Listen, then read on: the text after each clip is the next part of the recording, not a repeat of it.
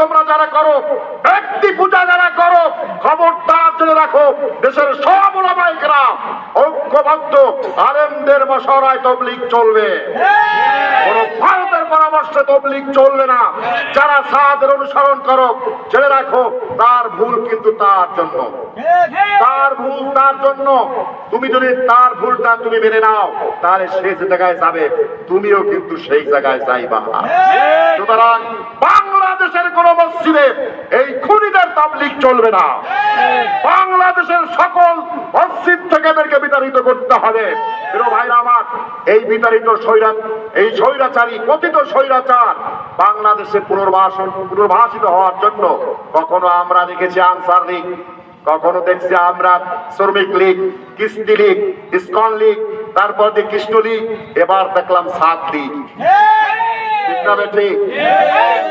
আমার কথাগুলো দুঃখের সাথে বলতে, আগে মানুষে বলতো তবলীগ যারা হারা আওয়ামী লীগ, শিশুকালে শিশু লীগ, কিশোরকালে কিশোর লীগ, যুবলীগে ছাত্র সময় ছাত্র লীগ, যুব হলে যুবলীগ, তারপরে একটু বড় হইলে আওয়ামী লীগ, এরপরে একবার বুড়ো হইলে তবলীগ।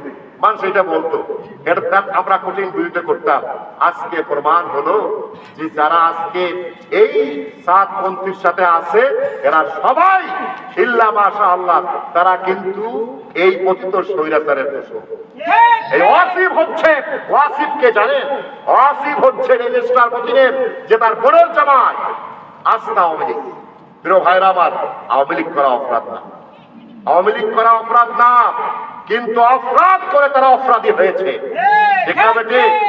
দল করা তোমার অপরাধ না, কিন্তু দল করে তুমি যদি অপরাধী করো, অপরাধ করো, তাহলে লোকেরা তোমাকে কিন্তু ছেড়ে দেবে না। যেমনি ভাবে তোমার যে গুরুজনকে ছেড়ে দেয় নাই, এদেশের জনগণ কিন্তু তোমাকে আর ছেড়ে দেবে না। সুতরাং সাবধান, এই তাবলীগ থেকে আপনারা সবাই হেফাজত থাকবেন। ওলামায়ে কেরামের জামাত যদি আসে, নুসরাত করবেন, সময় দিবেন, তাদেরকে রাহাবারি করবেন, খেদমত করবেন, সময় লাগাবেন, কিন্তু ওদেরকে জায়গা দিবেন না।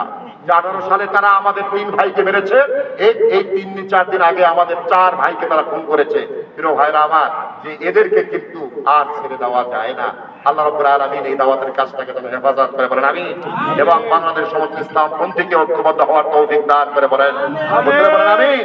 আল্লাহ আমাদের সবাইকে তৌফিক দান করুন। হাযা মিন ইনদি ওয়াল ইলমু ইনদাল্লাহ ওয়া আখির দাওয়ানা আলহামদুলিল্লাহি রাব্বিল আলামিন। আসসালামু আলাইকুম ওয়া রাহমাতুল্লাহি তাআলা ওয়া বারাকাতুহু।